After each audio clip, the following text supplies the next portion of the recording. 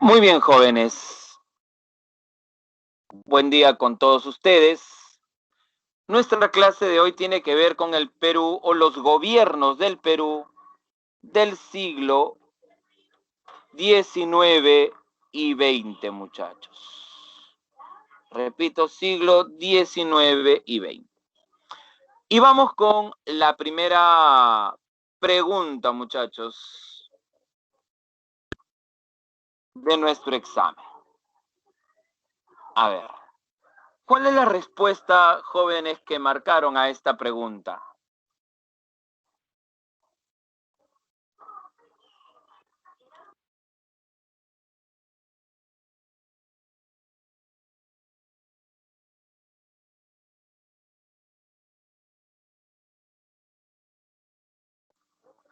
Muy bien, veo que todos han marcado la D. Excelente, jóvenes. Claro. Las medidas que Bustamante aplicó se debieron, jóvenes, a la caída de nuestras exportaciones de materias primas. ¿Y por qué nuestras exportaciones habían caído? Porque se había terminado la Segunda Guerra Mundial. Vamos a la siguiente pregunta. A ver, ¿cuál fue la respuesta en la pregunta número 2?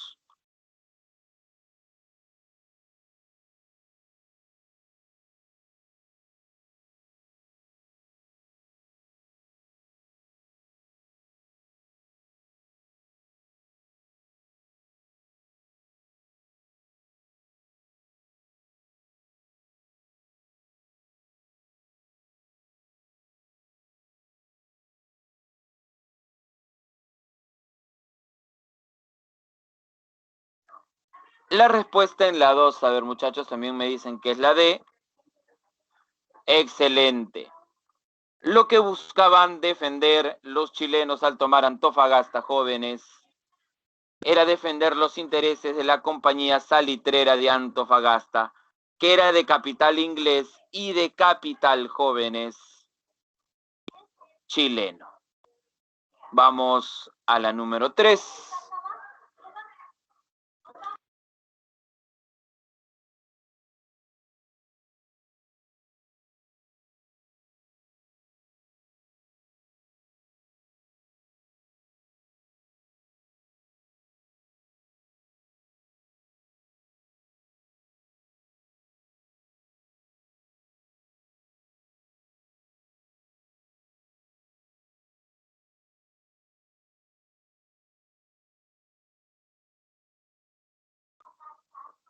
La 3, jóvenes, me dicen que es la B. Veamos. El Partido Unión Nacional, jóvenes, no nos olvidemos que este Partido Unión Nacional le pertenece a Manuel González Prada. Y la ideología que González Prada va a profesar es el anarquismo o también el llamado anarcosindicalismo. Pasemos a la siguiente pregunta.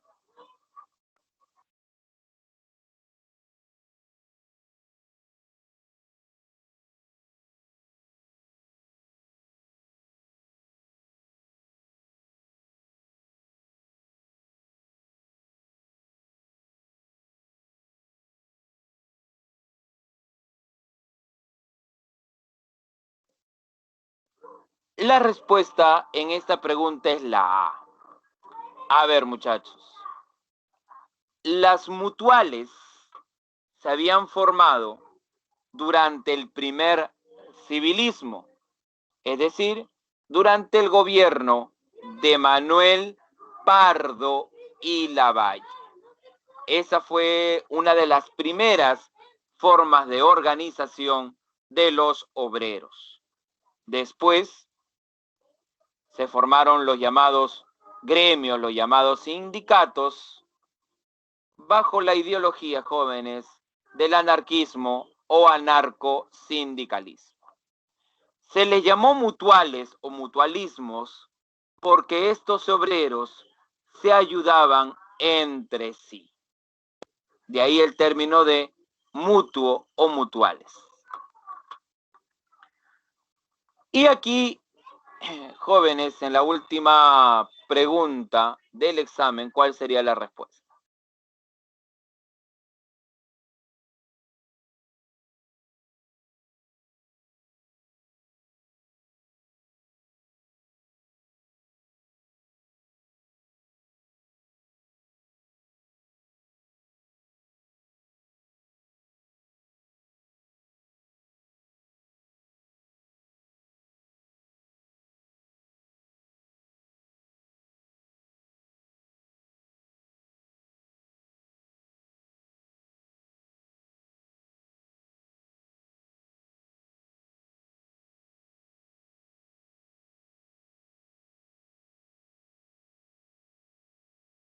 Muy bien.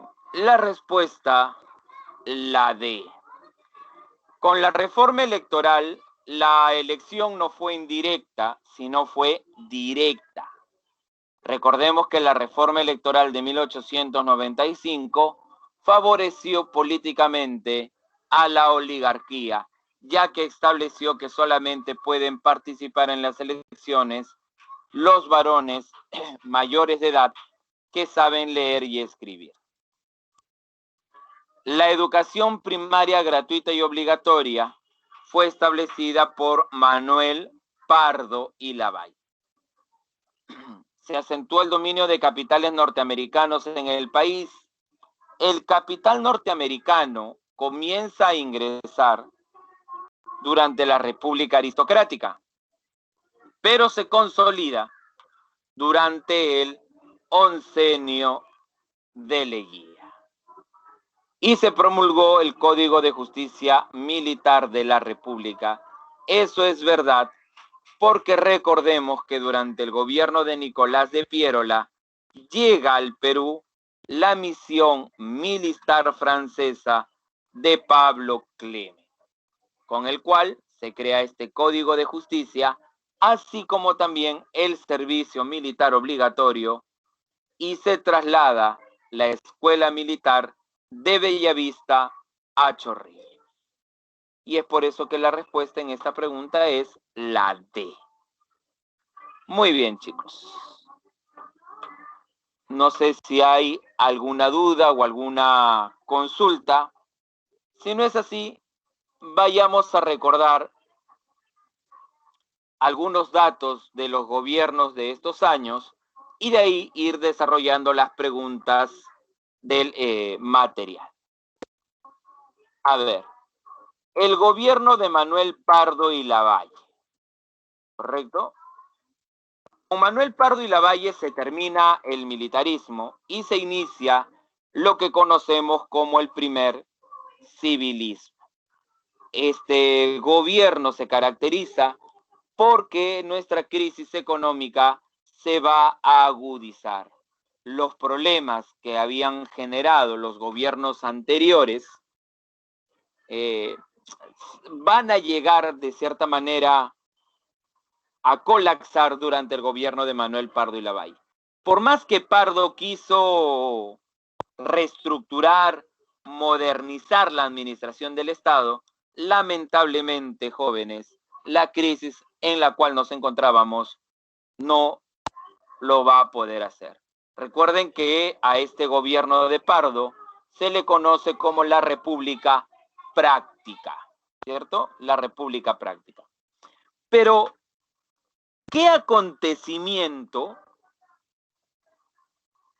podemos decir provocó o inició nuestra crisis económica? ¿Qué acontecimiento contribuyó a nuestra crisis económica? A ver, ¿quién me podría decir? Previo al gobierno de Manuel Pardo y Lavalle. A ver, vamos por ahí pensando.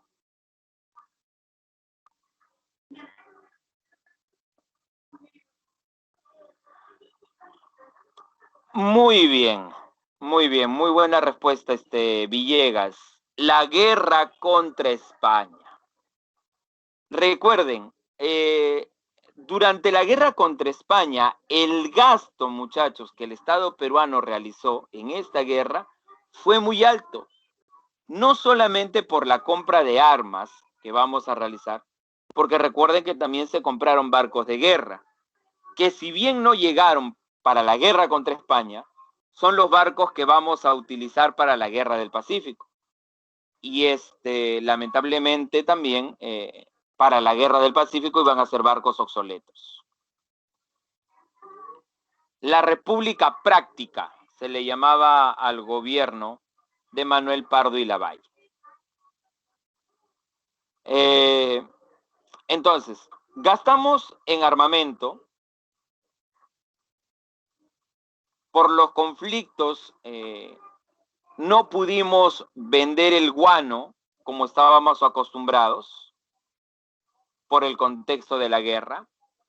Gastamos dinero entregando o debiéndoles dinero a los países que nos apoyaron, porque el que va a correr con todos los gastos de guerra, ¿ya? Era el Perú. Ecuador, Bolivia y Chile van a apoyar al Perú, pero el que corre con todos los gastos somos nosotros. Tanto así que después les vamos a tener que pagar a estos países, y entre comillas estoy diciendo esto, por su supuesto apoyo, ¿ya? Por su supuesto apoyo.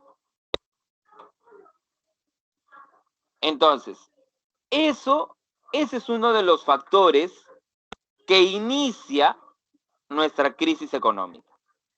La guerra contra España. Repito, por los gastos que va a generar la compra de armas, por los gastos que va a generar la guerra en sí, y obviamente por las deudas que vamos a adquirir producto de esta guerra contra España. Ese factor marca nuestra crisis económica. Otro factor unido a esto es lo que muchos están escribiendo ahí por el chat, la caída del comercio del guano. Pero recuerden algo, el guano no estaba en manos del Estado, estaba en manos de particulares, ¿correcto? Al final, el Estado recibía un porcentaje de las ganancias de la venta del guano a través de las consignaciones. Pero al Estado peruano, los consignatarios nacionales ya venían estafando al Estado peruano, porque le hacían creer al Estado peruano, en muchos casos, que el dinero no llegaba y endeudaban al Estado peruano con préstamos de dinero que muchas veces le pertenecía al propio Estado. Ante esa situación, y debido a la caída del comercio del guano, ya que en Europa se están llevando a cabo o se están, digamos ya, produciendo los fertilizantes artificiales, que tienen como insumo al salitre. ¿Por qué el fertilizante artificial desplaza al guano? Si el guano es un fertilizante natural y mucho más productivo que los artificiales. Y sucede lo siguiente, muchachos. El fertilizante artificial, 1, era más barato. 2, no ocupaba espacio. Y 3, no necesitaba, por lo mismo que no ocupaba espacio, no necesitaba alquilar o comprar almacenes. Con el guano, por su olor, tenías que alquilar almacenes alejados de la ciudad para después trasladarlo a los lugares de venta. El fertilizante artificial podía ser embolsado. Lo colocaban en una bolsa o en un costal y lo tenían dentro de las tiendas. Si alguien quería el fertilizante, se llevaba su bolsa o sus bolsas. Entonces, eso redujo los precios, redujo los costos y obviamente a los comerciantes eso les agradaba. Es por eso que el guano comienza a perder mercado. ¿Ya? Ante los problemas con los consignatarios nacionales,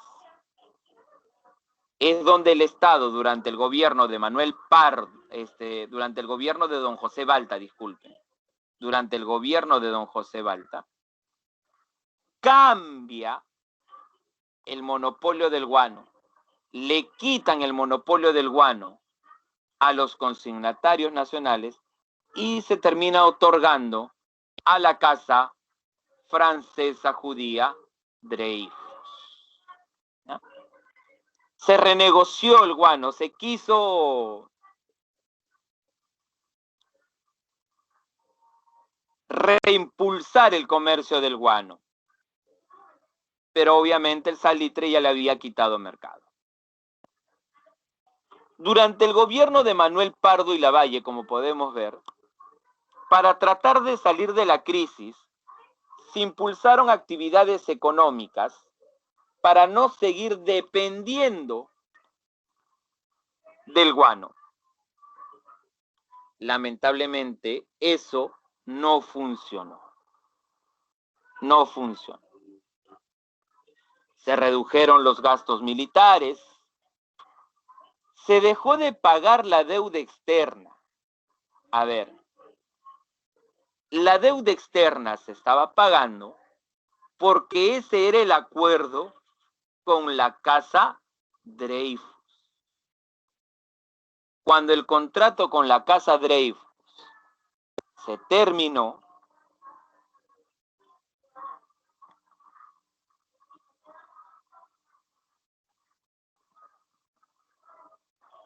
se dejó de pagar la deuda externa y el Perú, al no continuar, pasó a ser un país inelegible. Profe, ¿qué quiere decir un país inelegible? Un país falto de crédito. Nadie nos va a querer prestar dinero porque somos malos pagadores. Ante ese contexto, se buscó renegociar un nuevo contrato, el contrato Rafael, con la empresa Peruvian Guano, pero que no rindió los frutos que se esperaba. Ante esa situación, Manuel Pardo decidió aplicar una política de impuestos para obtener mayores ingresos. Recordemos que durante el gobierno de Castilla, Castilla había eliminado, por ejemplo, el tributo indígena. Había dejado de cobrar el tributo indígena.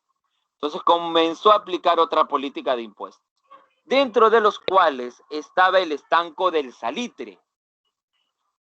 Nosotros no explotábamos el salitre, lo explotaba el capital inglés, chileno, español, alemán, entre otros. Y aplicamos un impuesto al salitre. Como no era suficiente, jóvenes, Pardo decidió estatizar las salitreras de Tarapacá. ¿Cuál es el problema de estas salitreras y que va a originar la Guerra del Pacífico? A ver, el estatizar las salitreras provoca que nos ganemos a un enemigo poderoso.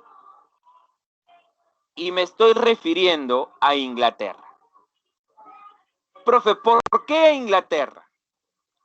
A ver, chicos. Acá, en América, Antofagasta era de capital anglo-chileno.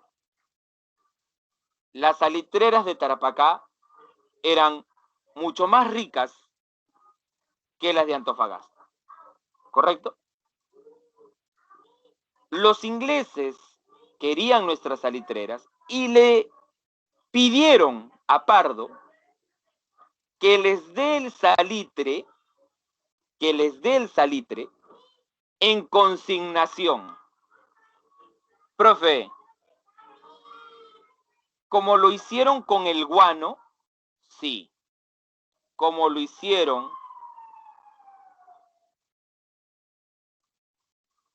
con el guano. Pero ¿qué les dijo Manuel Pardo a los ingleses? No. Esta vez el salitre lo voy a comercializar yo. A ver, ¿por qué Pardo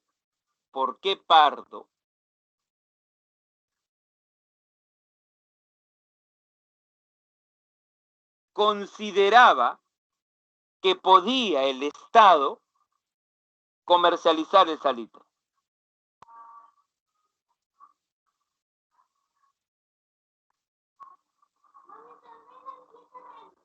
A ver, ¿qué me dice?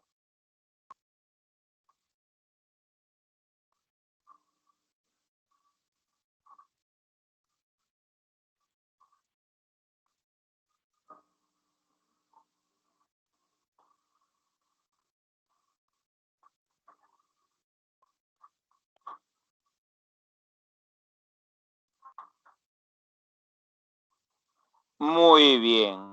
Porque él consideraba, muy bien, él consideraba que podía comercializar el salitre como en su momento lo había hecho con el guano. Recuerden, Manuel Pardo, jóvenes, Manuel Pardo era un ex consignatario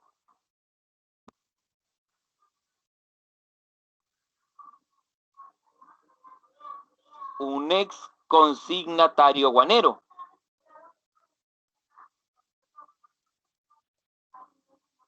Pero ¿cuál era el problema, muchachos? ¿Cuál era el problema de querer comercializar directamente el guano?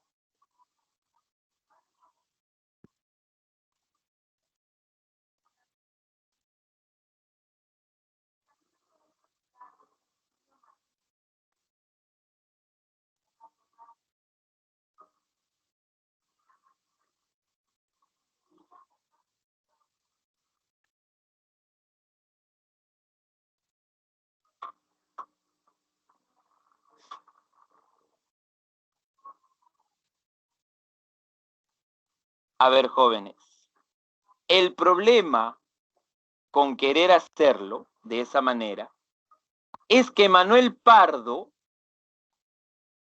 va a vender salitre, va a ir a vender salitre a Europa durante la Segunda Revolución Industrial. A ver, es como que quieras ir a Japón a vender televisores o querer ir a vender autos o quieras ir a vender celulares a China, Made in Perú. O sea, ¿tú te imaginas ir a Europa y decir, yo vendo salitre?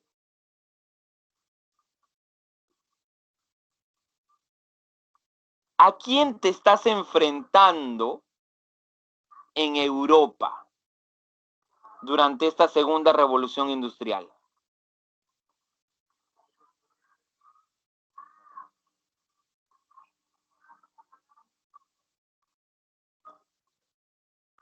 A Inglaterra. Con el guano no había problema porque Inglaterra no producía ni tenía guano. Pero en este caso, Inglaterra sí producía, sí tenía salitre, porque ya lo estaba explotando desde Antofagasta. Entonces, ir a Europa a vender el salitre era ir a competir con Inglaterra. Claro, ¿y tú te imaginas ir a competir con Inglaterra? En esa época, romper con su monopolio.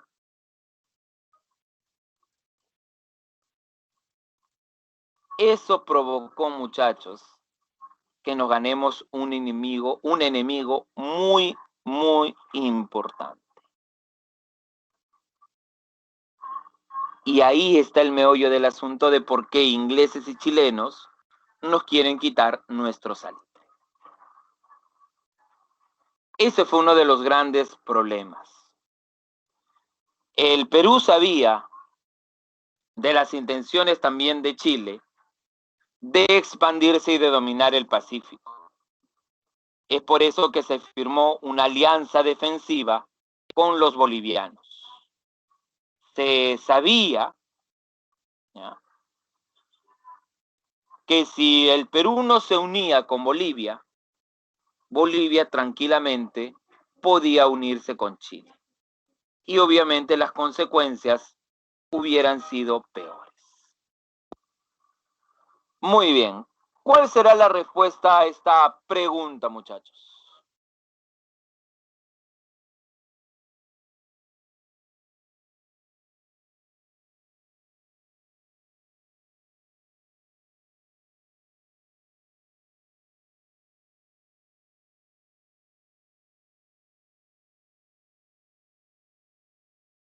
A ver, recordemos que Estados Unidos para estos años, Estados Unidos se vuelve una potencia tras la Primera Guerra Mundial. Francia, estamos hablando de 1870, Francia recién está desarrollando una actividad industrial, ¿correcto? Recién está desarrollando una actividad industrial. Entonces, el país que domina durante esta época en Europa es Inglaterra, ¿ya? Es Inglaterra. No digo que Francia no hubiera sido un buen negocio, pero, repito, Manuel Pardo quería desarrollar la economía por su cuenta. Muy bien. Me dicen que la respuesta en la número 1 es la B. Veamos si es así. A ver. A ver. Miren lo que dice acá. El Partido Civil fue fundado el 24 de abril del 71 por 193 ciudadanos reunidos en el domicilio de José Antonio García y García, con el fin de apoyar la candidatura presidencial del exalcalde de Lima, Manuel Pardo y Lavalle. Inicialmente adoptó el nombre de Sociedad Independencia Electoral. En el programa civilista se contemplaban como aspecto importante. A ver, la nacionalización del guano no tiene nada que ver, porque el guano ya era, de hecho, un producto, un recurso natural y nacional. Anular el contrato Dreyfus. En su programa, jóvenes,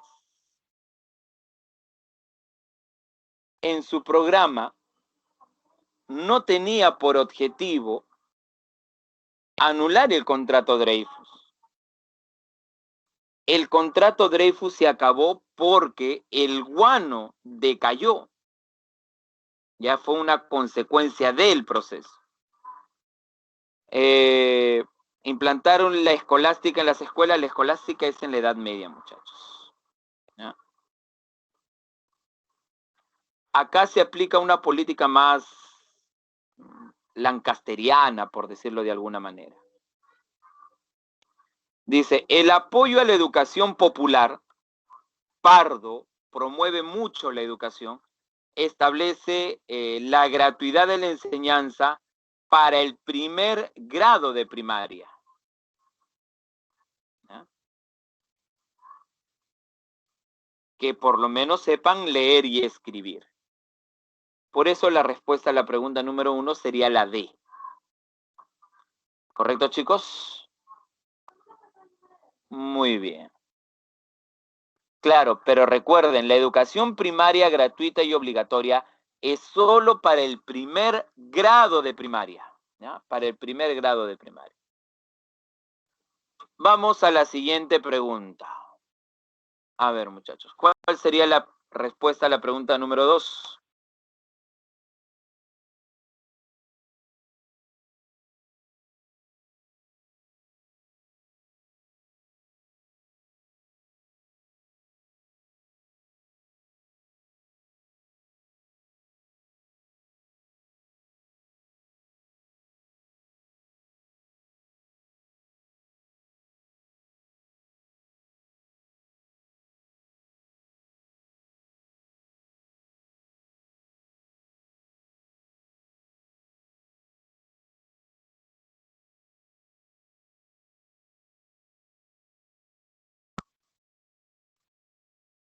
Muy bien, me dicen, profe, la 2, la B. A ver. El sistema capitalista mundial entró en crisis y empezó una depresión que duraría hasta finales de este siglo. La economía peruana se vio afectada profundamente porque cayeron los precios internacionales de las materias primas. La crisis financiera trajo consigo la crisis monetaria y las monedas de oro y plata empezaron a desaparecer de circulación y de los bancos, viéndose obligado el gobierno a decretar la inconvertibilidad del billete. Mientras que el pago de la deuda externa no pudo continuarse, porque se terminó el contrato Dreyfus, ello originó la pérdida del crédito del Perú en el exterior, por ende, la imposibilidad de obtener préstamos. Durante esta etapa, para obtener mayores ingresos,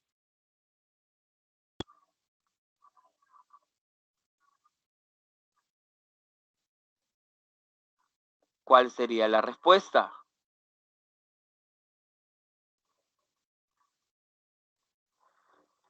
La B, expropiar las empresas salitreras. Esa sería la respuesta. Muy bien. Vamos con la siguiente pregunta.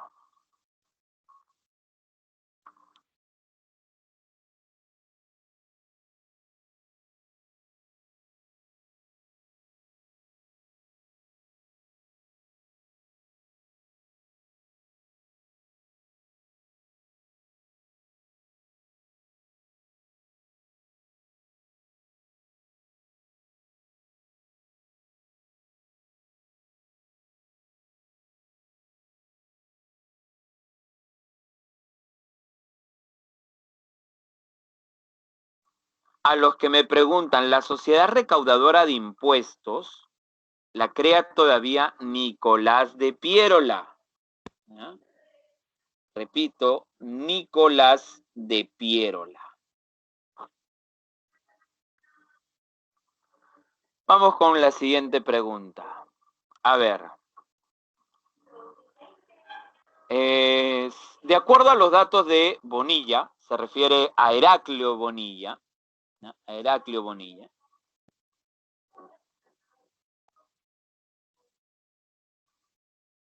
Hacia 1879 el país exportó 10 millones de toneladas de guano, unos 750 millones de libras esterlinas. Pero todo ello fue una bonanza falaz.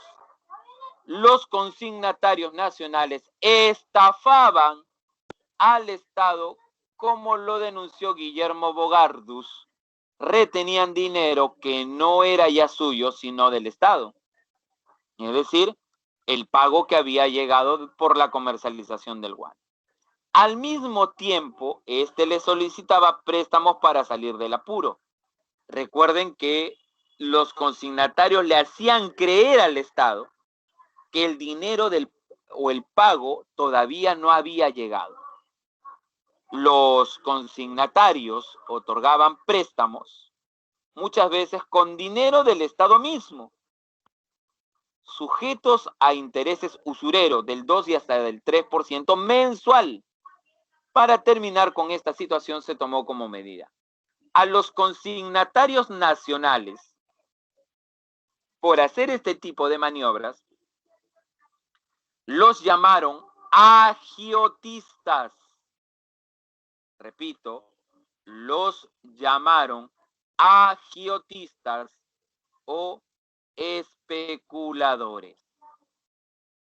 Repito, agiotistas o especuladores. Así que la respuesta, muchachos, sería la B.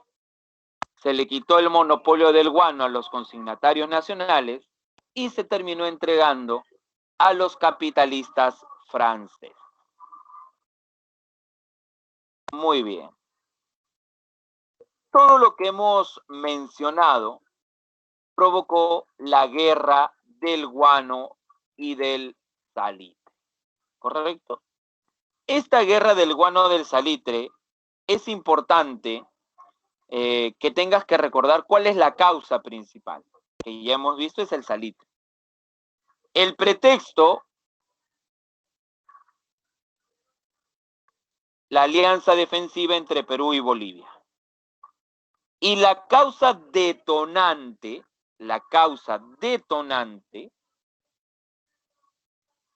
el impuesto de los 10 centavos.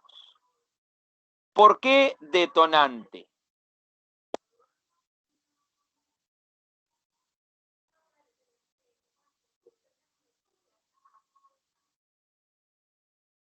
A ver, muchachos. ¿Por qué causa detonante? Porque debido al impuesto de los 10 centavos, es que se iniciaron los problemas entre Bolivia y Chile, y por ende el Perú también se vio afectado. Ahora bien, el problema tiene que ver con un problema fiscal, porque Chile sí le pagaba impuestos a Bolivia. No es que no le pagaba impuestos, sí le pagaba impuestos. ¿Cuál es la diferencia? Que no le podía subir los impuestos. Eso es lo que reclamaba Chile. O sea, si yo tengo que pagar 10 pesos por impuestos y Bolivia me quería aumentar, ahí debió haber un acuerdo. Claro, o sea, si tenías que pagar, si pagaba 10 pesos y te iban a decir, ahora vas a pagar 10 pesos con 10 céntimos, ¿no? Y tú no querías. Es que si tú te das cuenta, esos 10 centavos no eran mucho, se hacían mucho en grandes cantidades. Además, Bolivia solicitaba este impuesto porque estaba, jóvenes, en crisis debido a un terremoto que se había dado en Bolivia. ¿Correcto? Entonces, el problema fue que no hubo, jóvenes, un acuerdo fiscal. ¿Ya? El problema es que no hubo un acuerdo fiscal o de impuestos. ¿Qué más recordar de la Guerra del Pacífico, muchachos? Las consecuencias que traen cada desembarco. O, por ejemplo, la campaña marítima. La campaña marítima. ¿Cuál es la principal consecuencia de la campaña marítima? Que Chile domine el Pacífico.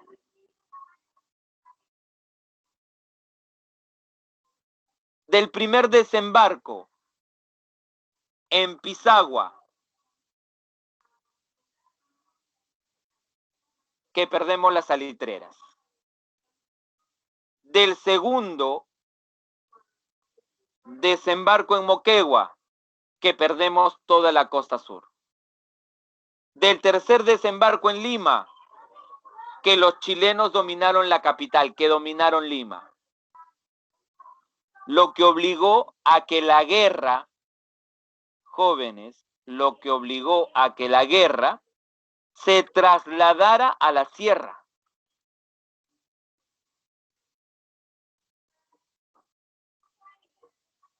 Y lamentablemente la campaña de la Breña terminó siendo una derrota, terminó siendo un fracaso, porque no hubo una unidad entre los líderes. Iglesias prefirió negociar con los chilenos antes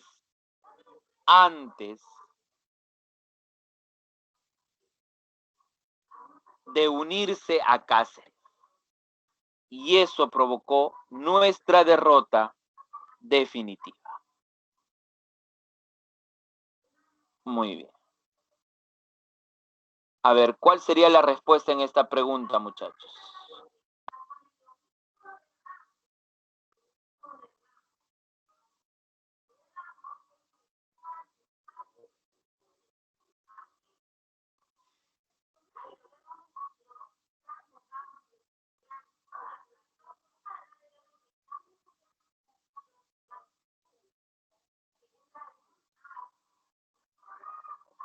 La respuesta, jóvenes, sería la A, ¿cierto?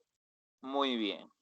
Y sí, Chile al final se apodera de nuestro guano, de las Islas Guaneras, Lobos, pero después de extraer una cierta cantidad, jóvenes, una cierta cantidad de guano, esas Islas de Lobos terminan regresando a territorio peruano. ¿Ya? Repito, terminan regresando a territorio peruano. Muy bien. Seguimos. Tras la Guerra del Pacífico viene el periodo de la reconstrucción nacional. Este periodo tiene dos partes. El segundo militarismo, que abarca los años de 1883 a 1895, y el segundo gobierno de Nicolás de Piérola, que va de 1895 a 1890. A ver, estas son las principales obras de Iglesias. Restablece la contribución personal, se produce la rebelión de Atusparia. No nos olvidemos que la revolución o la rebelión de Atusparia, disculpen, la rebelión de Atusparia es una rebelión antifiscal en contra de los impuestos y antifeudal en contra de los gamonales, en contra de los hacendados. Se produjo también la guerra civil posguerra del Pacífico, conocida como la Guaripampeada, que enfrenta a Cáceres y a Iglesias. Después tenemos el gobierno de Cáceres. No nos olvidemos que el principal problema de Cáceres fue la deuda externa. Y es por eso que Cáceres, para pagar esta deuda externa, tuvo que negociar, jóvenes, con la casa Grace. Con la casa Grace. Para poder salir de la crisis que nos encontrábamos posguerra del Pacífico y para poder pagar nuestra deuda externa, se negoció, jóvenes, este famoso contrato Grace, donde el Perú entrega sus recursos naturales, donde entrega los ferrocarriles y el Perú pasa a depender del capital inglés. ¿Ya? Repito, pasamos a depender del capital inglés. Profe, ¿por qué dice que entregamos nuestros recursos? Porque entregamos el lago Titicaca, tierras en la Amazonía, toneladas de guano. Y cuando hablamos de recursos, también hablamos de los ferrocarriles y de los puertos que va a hacer uso los ingleses. Justamente, jóvenes, la Casa Grace, para administrar los ferrocarriles, creó la llamada Peruvian Corporation. Durante el gobierno de Morales Bermúdez, se estableció la ley de habeas corpus y se debía llevar a cabo el plebiscito de Tacna y Arica, según lo que estipulaba el contrato, o mejor dicho, lo que estipulaba el Tratado de Ancón. Como esto no se llevó a cabo, los problemas con Chile siguieron año tras año, ya que los chilenos realizaron su llamada política de chilenización. Muy bien.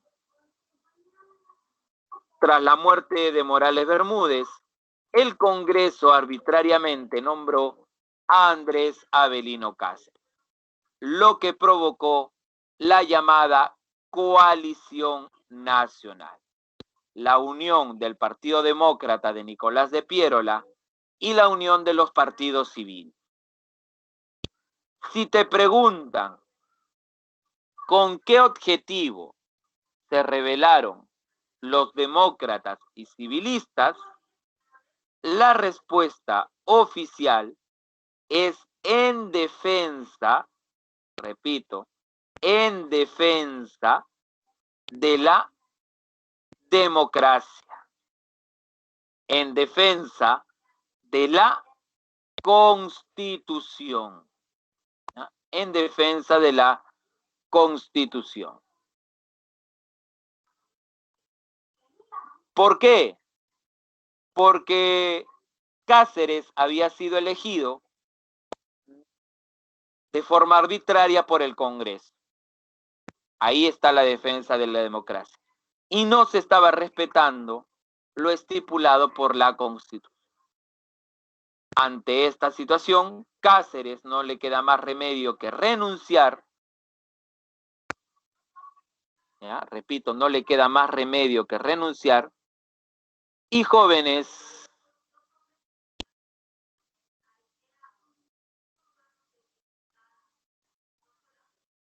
con eso, Piérola llega nuevamente al poder por segunda vez. Dentro de los puntos más importantes de Piérola, tenemos el código electoral que ya habíamos mencionado, ¿ya? El código electoral.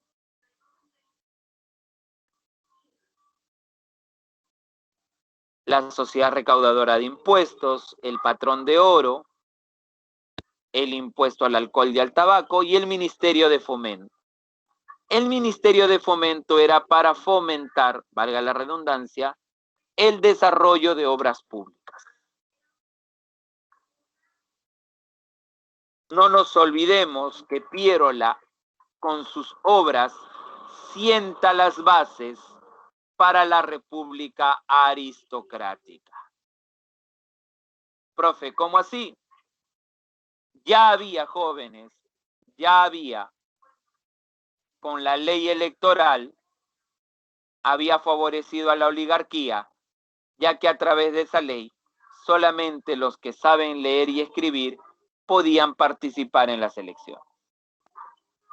En el caso jóvenes, a nivel económico, promueve la agroexportación, así como a las instituciones financieras. ¿Y qué grupo había invertido en agroexportación y en bancos? La oligarquía. La oligarquía. Llegó al Perú la misión militar de Pablo Clemen, que ya habíamos mencionado, y estableció como impuesto el estanco de sal para recaudar fondos y llevar a cabo el plebiscito de Tacna y Arica. Plebiscito, repito, que nunca se llevó a cabo. En el protocolo Billinghurst-Latorre se había acordado que Tacna y Arica deberían regresar al Perú hasta que se lleve a cabo el plebiscito. Pero el Congreso chileno no reafirmó este protocolo. Muy bien, vamos con la siguiente pregunta. El patrón de oro lo establece Nicolás de Piérola, pero oficialmente entra en vigencia con López de la Romaña.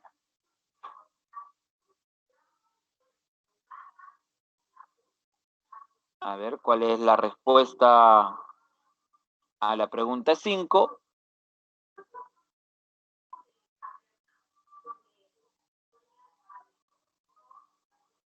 La respuesta, jóvenes, sería la D. A ver. Dice, es el periodo, la reconstrucción nacional, es el periodo posguerra del Pacífico. Este periodo se caracterizó por las grandes deficiencias que nos dejó la guerra. Una de las características a nivel económico, esto es fundamental, muchachos. Esto es fundamental, porque te dice a nivel económico. ¿Ya? A nivel económico. Ahí está. La A no puede ser porque no te habla de lo económico, te habla de lo militar. Profe, entrega de todos los recursos, claro, con el contrato Grace. Ahí está haciendo referencia al contrato Grace. Muy bien. ¿Se entendió entonces por qué la D, cierto? Muy bien. Vamos a la siguiente. Bueno, vamos primero a hablar un poco o a recordar a la República Aristocrática. Recuerden que durante la República Aristocrática se caracteriza, jóvenes, por la actividad extractiva, por la venta de materias primas. Caña de azúcar en la costa norte, algodón en la costa sur, petróleo en la zona de La Brea y Pariñas. No te olvides que ya desde el gobierno de Cáceres se explotaba el petróleo, ¿cierto? Ya se explotaba el petróleo. Había llegado la empresa inglesa London Pacific, pero para 1914, repito, para 1914, recién hace su aparición en el Perú la IPC, la International Petroleum Company. Cobre en la Sierra Central, en Cerro de Pasco, lana en la Sierra Sur, en Puno, y el caucho en la región amazónica. A nivel político, no nos olvidemos, el predominio de la oligarquía y del partido civil por encima de los obreros y campesinos que no podían participar,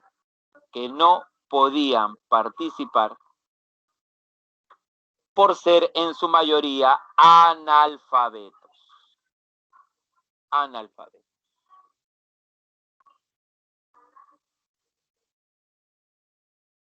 Otra característica de este periodo es los problemas limítrofes, o son los problemas limítrofes que se dieron durante el primer gobierno de Leguía. Se delimitó nuestras fronteras con el Brasil, con el Tratado Velar de Río Branco, y con Bolivia se delimitó las fronteras a través del Tratado Polo Bustamante. ¿Ya? Polo Bustamante.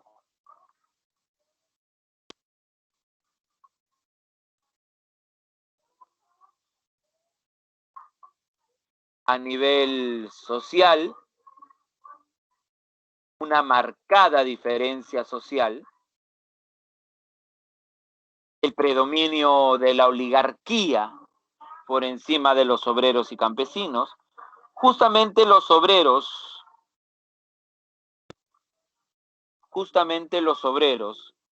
durante este periodo van a luchar por mejores condiciones laborales. Y una de esas mejoras era el establecimiento de las 8 horas de trabajo. Estas 8 horas, no nos olvidemos que se consiguieron parcialmente, repito, parcialmente,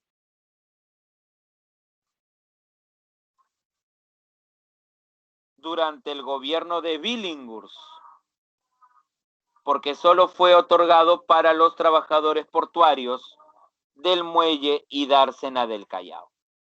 Pero en su totalidad,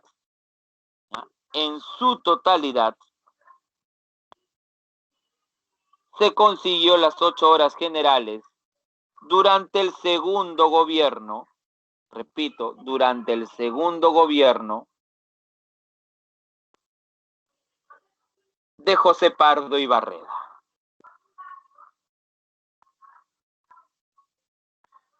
Muy bien, vamos con la siguiente pregunta, muchachos. Vamos con la pregunta 7.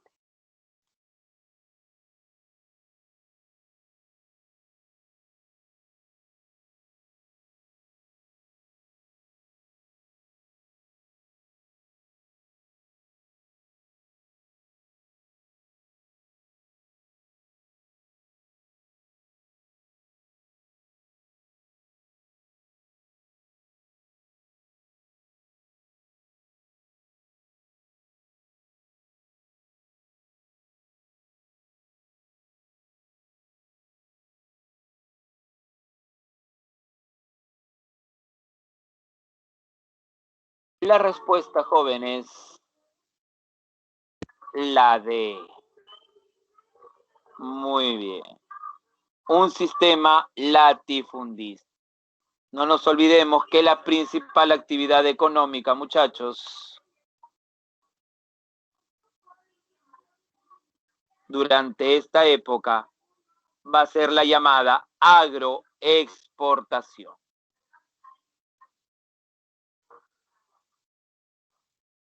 Por república aristocrática viene el oncenio de Leguía, periodo, jóvenes. Este oncenio, en este periodo, se caracteriza por ser un gobierno autoritario, dictatorial, una dictadura civil, y que a nivel económico nos hace depender del capital norteamericano. No hay que olvidar que este gobierno de Leguía entrega recursos, entrega territorios, entrega nuestra economía con tal de llevar a cabo su política de modernización de Lima, hacer del Perú un país capitalista y atraer la inversión extranjera. Y para eso, Lima, como capital, tiene que representar una ciudad de primer mundo. Para mantener contenta a la población, decidió apoyar a la clase media emergente. Clase media que durante el periodo de la República Aristocrática se vio marginada. Por eso a la clase media les ofreció buenos puestos de trabajo dentro del Estado peruano, principalmente a los que egresaban de la Universidad de San Marcos. Populista también con los indígenas, porque si bien es cierto, les reconoció a las comunidades indígenas, la situación del indígena no cambió por completo. Los indígenas, muchachos, siguieron siendo marginados y explotados, pero dentro de su política populista,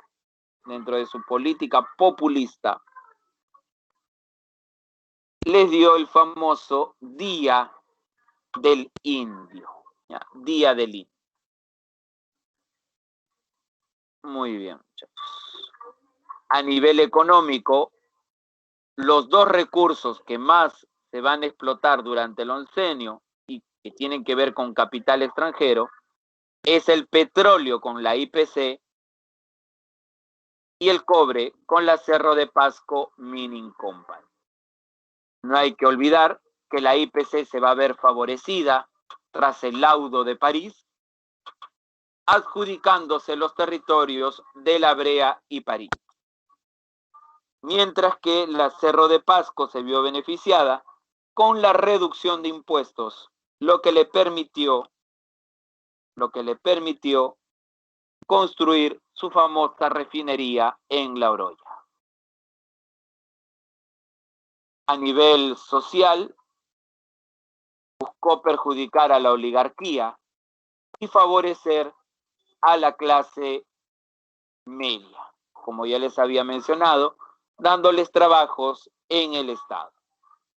En el caso de los obreros, se ratificó las 8 horas de trabajo y se les dio el famoso Día del Trabajador, el 1 de mayo.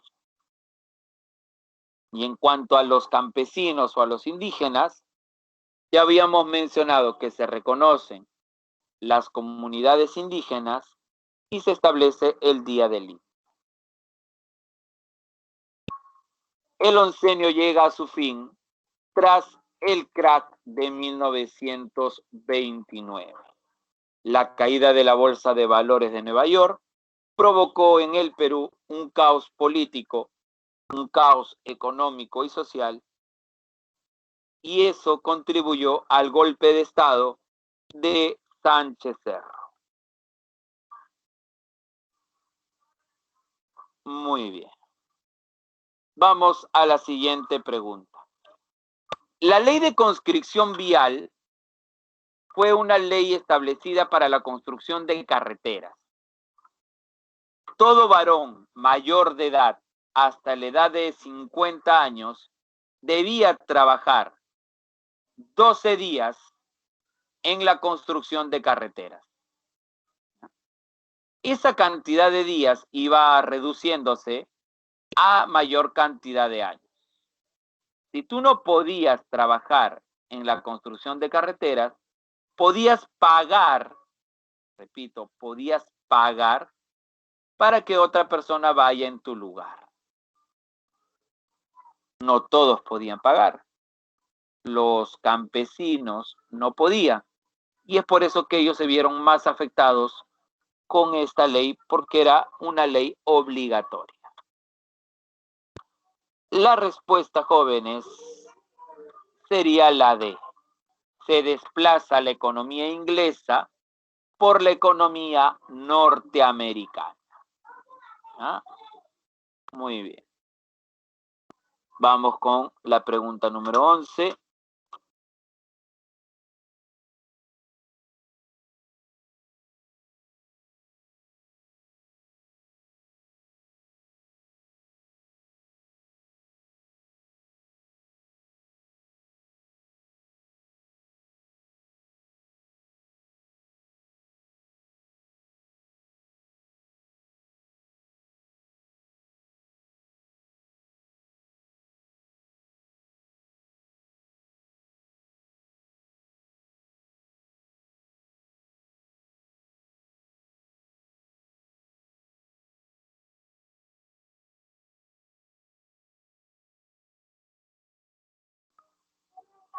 Muy bien. La respuesta, jóvenes, la B. El aparato estatal se expandió con nuevas instituciones. No nos olvidemos, nuestro endeudamiento durante el oncenio se debe a que Leguía le otorgó muchos trabajos a la clase media, y eso, cuando el Estado tiene muchos trabajadores, eso aumenta los gastos del Estado. Por eso era importante para Leguía los empréstitos que Estados Unidos le daba. Tras el fin del oncenio, viene el tercer militarismo. El gobierno tanto de Sánchez Cerro como de Óscar R. Benavides. No hay que olvidar que estos gobiernos se van a caracterizar por ser gobiernos fascistas.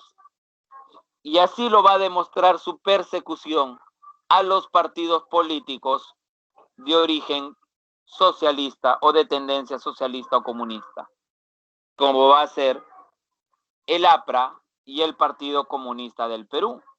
Para eso se estableció la ley de emergencia, con el objetivo de mantener el orden, pero en realidad buscaba perseguir a los opositores políticos. Durante la Junta Transitoria de Sánchez Cerro es donde llega la misión económica norteamericana Kenmare, que viene con el objetivo de solucionar el déficit económico que había generado el crack del 1929. Durante el gobierno o la Junta Transitoria de David Samanez Ocampo, se creó el Jurado Nacional de Elecciones y se convocó a las elecciones de 1931, saliendo vencedor Sánchez Cerro. No hay que olvidar que este gobierno de Sánchez Cerro va a tener como principal oposición al partido aprista. Justamente el año de la barbarie de 1932 tiene que ver con la sublevación aprista en Trujillo y que fue reprimida por el Estado de manera sangrienta.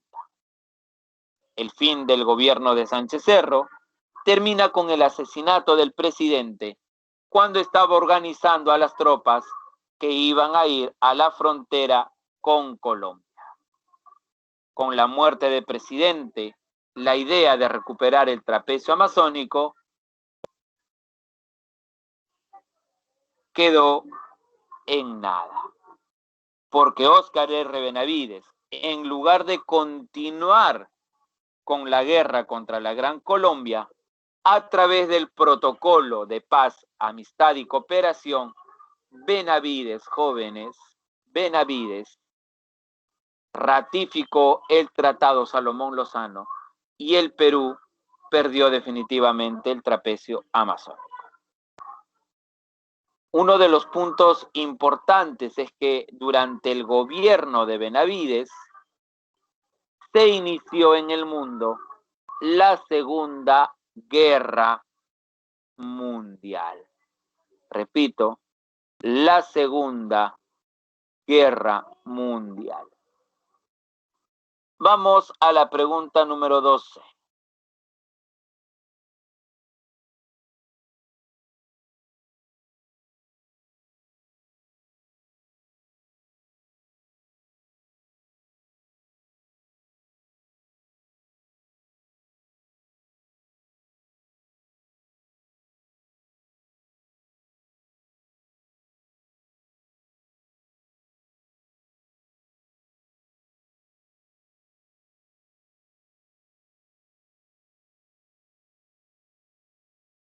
A ver cuál sería la respuesta en la número 12, chicos.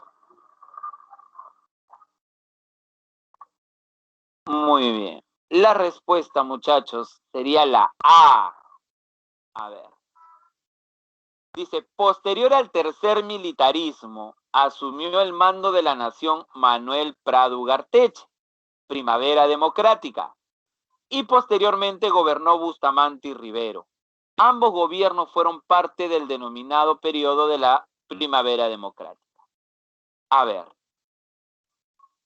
dice, el establecimiento del CAEN. El CAEN fue establecido por Odría. Así que esto es falso. La promulgación de la ley del yanaconaje. Esto es verdadero, porque lo estableció Bustamante y Rivero. El aumento de las exportaciones con el conflicto de Corea, esto le corresponde a Odría, y Odría es posterior a la primavera democrática. Firma con el Ecuador, verdadero. La guerra con el Ecuador se da durante el primer gobierno de Manuel Prado Ugarteche. Repito, primer gobierno de Manuel Prado Ugarteche, donde derrotamos a los ecuatorianos en la batalla de Tarumí. Muy bien. Esa es la primavera democrática. Lamentablemente, jóvenes, por más que derrotamos a los ecuatorianos durante el gobierno de Manuel Pardo, al final, en el protocolo de Río de Janeiro de 1942, terminamos cediendo los territorios del llamado Triángulo de San Miguel de Sucú. Durante este periodo se desarrolla la Segunda Guerra Mundial. Si bien es cierto, durante el gobierno de Manuel Pardo, nuestras exportaciones de materias primas crecen producto de la guerra, el Perú no se ve tan beneficiado porque firma un acuerdo con Estados Unidos llamada la Ley de Préstamos y Arriendos, donde el Perú se compromete a no subirle los impuestos o el precio de las materias primas a los Estados Unidos. Después Estados Unidos va a prestarle dinero al Perú por mantener el precio de los productos. Cuando la Segunda Guerra Mundial terminó, muchachos, cuando la Segunda Guerra Mundial terminó, durante el gobierno de Bustamante, nuestras exportaciones de materias primas decaen considerablemente. Es por eso que Bustamante, durante su gobierno, tiene que ver la forma de salir de esa crisis que nos va a dejar la caída de nuestras exportaciones. Por eso busca aplicar medidas proteccionistas. Controla los precios, aplica una política de subsidios, regula el librecambismo, y eso a la larga va a ir generando inflación en nuestro país. Pero no era el único problema que Bustamante tuvo que afrontar durante su gobierno. También tuvo que enfrentar la inestabilidad política debido a la oposición que le generó un ex aliado, el APRA. El APRA llegó al poder apoyando a Bustamante, pero al no recibir los réditos políticos que el APRA consideraba merecía, de aliado se volvió opositor de Bustamante y Rivero. Muy bien. Vamos a la siguiente pregunta.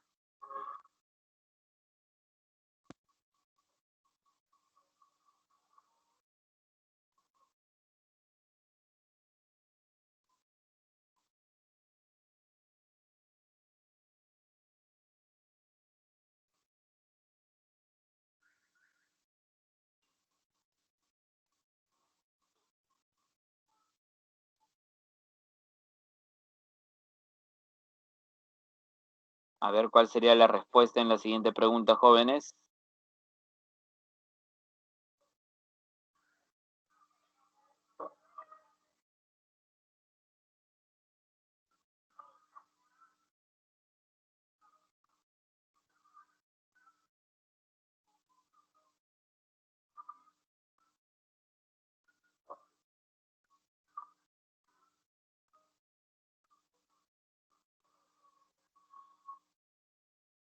Muy bien.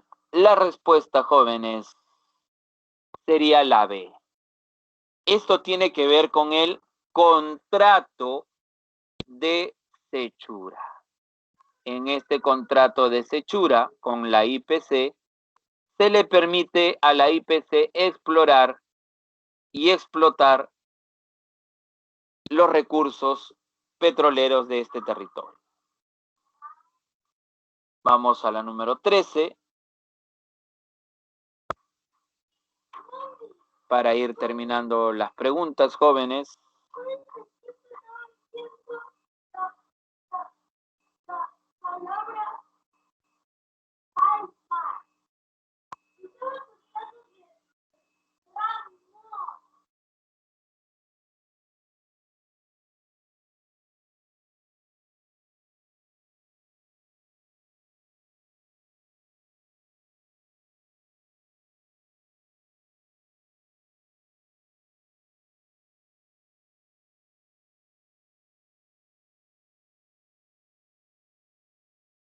La respuesta, muchachos, la A.